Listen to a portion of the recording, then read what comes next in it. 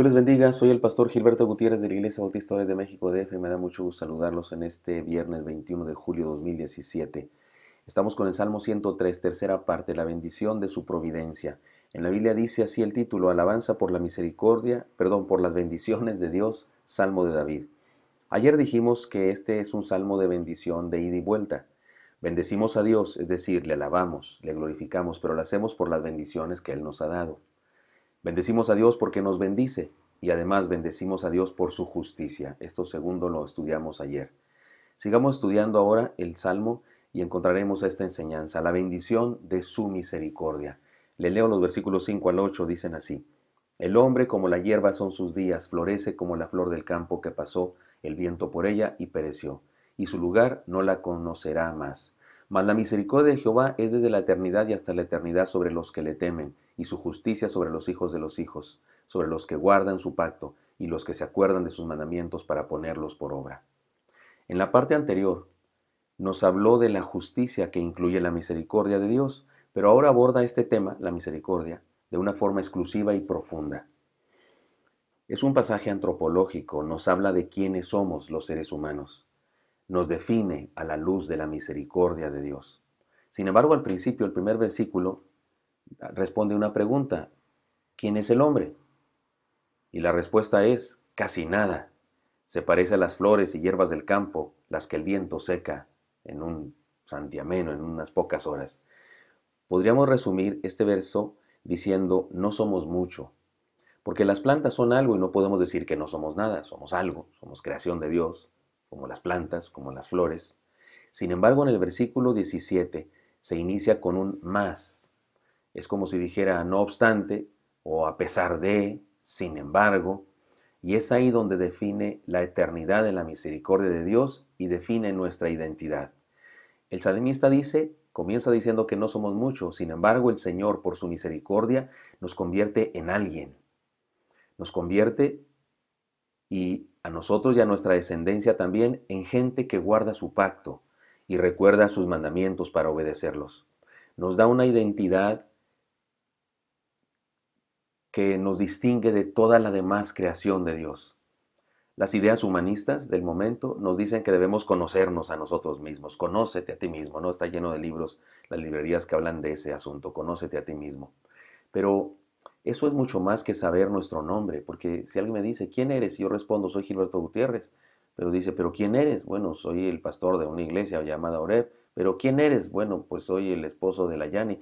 ¿Pero quién eres? ¿Quién soy? Nuestra identidad es mucho más que decir cómo nos llamamos, mucho más que decir nuestra edad, estado civil, trabajo.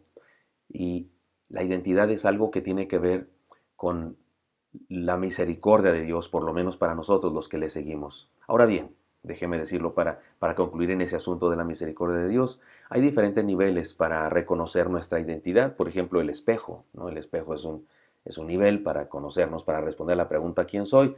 Nos dice algo muy superficial, pero muy superficial de nosotros mismos, la figura, el color de piel, forma de los ojos, pelo, etc. Una identidad basada en eso se degrada con el tiempo, porque resulta que disminuimos de tamaño, nos salen canas, arrugas y un titipuchal de cosas más que nos pasan. Entonces, esta clase de identidad tan superficial se degrada con el tiempo. Las personas que nos rodean son espejos un poco más profundos también. La manera como nos tratan, lo que opinan de nosotros, nuestra relación con ellos nos hace sentirnos aceptados o rechazados, valiosos o despreciables, útiles o inservibles. Y eso, digamos que nos da un cierto grado de identidad un poco más profunda que solamente el físico. El problema es que muchas personas solo acuden a estos dos espejos en la vida. Y su autoevaluación o su autovaloración depende del reflejo del cristal y de la opinión, las actitudes y las acciones de los demás.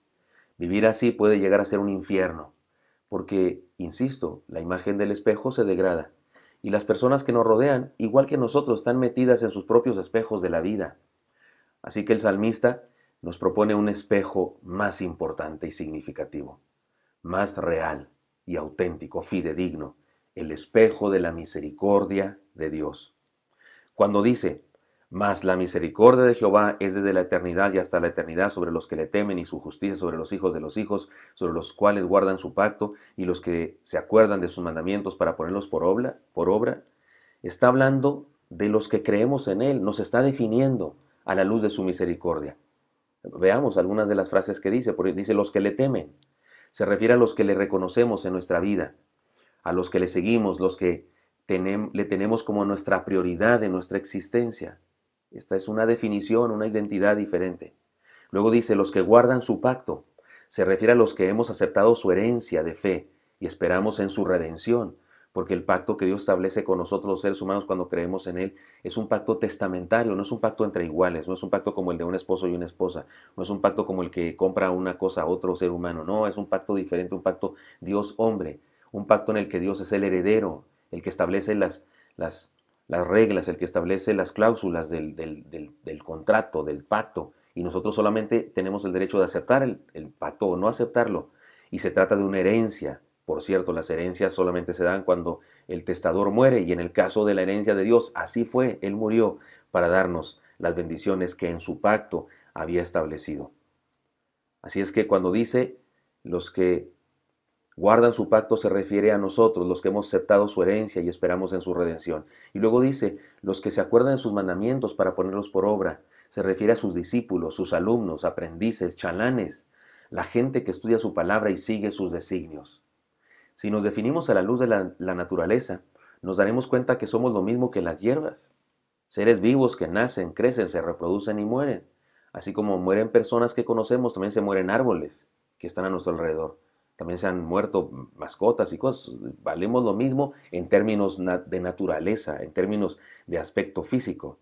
Pero si nos definimos a la luz de los valores sociales del mundo, nos daremos cuenta que nuestra identidad oscila como péndulo de reloj antiguo y vivimos a merced de la moda, el consenso y los valores de los demás. Nos tratan bien, me trata bien mi esposa y me siento príncipe. Me trata mal, me siento esclavo. Me trata mal la gente, y mi esposa no me trata mal, pero estoy poniéndolo como ejemplo. La gente me gritan, me insultan, me envidian o alguna cosa o me agreden y me siento por los suelos. Y alguien me trata muy bien y me siento elevado. Y entonces estoy como péndulo de reloj oscilando entre en la gloria y el infierno porque dependo de los demás para definir mi identidad.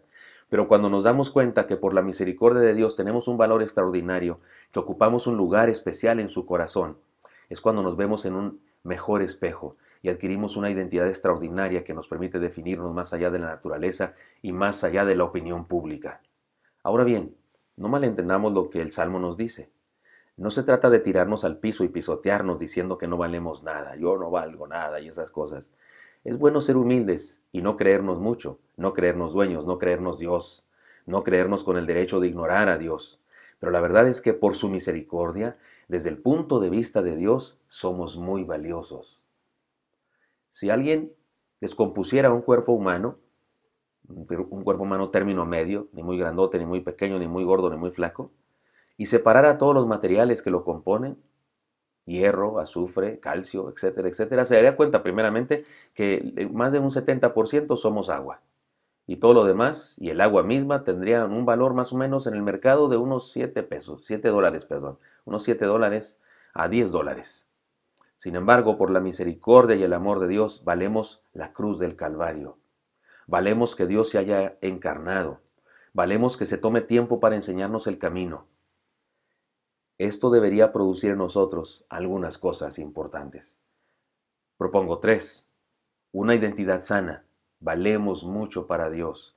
No importa quién te haya dicho algo, que no vales, que no sirves, que no lograrás nada. No importa quién te haya dicho eso, un ex, una ex, un maestro, incluso un pariente. No importa quién haya, no sé, abusado de ti de alguna manera o algo y te sientas devaluado. Vales mucho por la misericordia de Dios. Vales mucho. Deja que Dios sane tu identidad. Deberíamos tener también un corazón agradecido. Le importamos. Y Él debería ser también lo más importante para nosotros. Y en tercer lugar, anunciemos el camino del Señor. Nadie lo merece, pero igual que nosotros, todos lo necesitan, como nosotros en algún tiempo también lo necesitábamos. La historia de las personas que se encontraron con Dios en el Antiguo Testamento y en el Nuevo Testamento son historias de gente que por la misericordia de Dios descubrieron su valor. Agar, por solo 2 ejemplos, para muestra 2 botones. Agar, la sierva egipcia de Sara y de Abraham, de esclava, llegó a ser la abuela de 12 príncipes, los hijos de Ismael su hijo, porque Dios la miró. Así dice en su libro, Mírate en este espejo, mi esposa. La mujer samaritana De ser una mujer de mala reputación se convirtió en evangelista, pues después de su encuentro con el Señor Jesucristo, impartió su testimonio con todo el pueblo y muchos creyeron en el Señor por causa de ella. Así que, hermanos y amigos, experimentemos la misericordia de Dios y descubramos lo mucho que valemos para Él por su misericordia. Espero que esto sea muy útil para usted y me encantaría encontrármelo el día de mañana. Hasta pronto.